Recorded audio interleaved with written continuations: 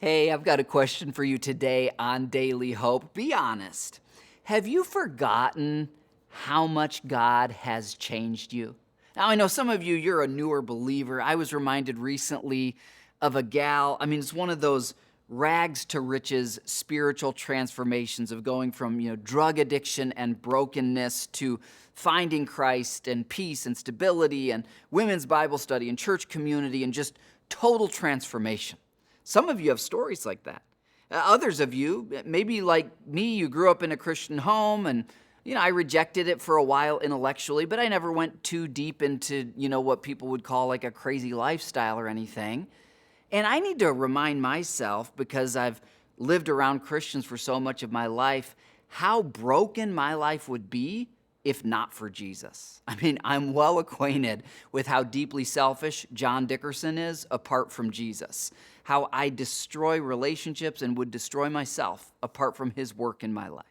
Now, wherever you are in your journey, maybe you had a radical transformation, but it was 30 years ago, and it doesn't feel so radical anymore because you've been living the new life for so long.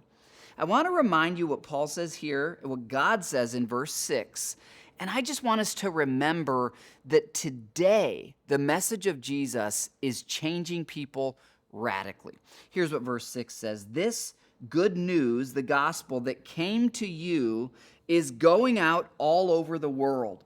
It is bearing fruit everywhere by changing lives, just as it changed your lives from the day you first heard and understood the truth about God's wonderful grace. So let's keep walking in Christ so that our lives keep changing, but also let's not get stagnant or complacent.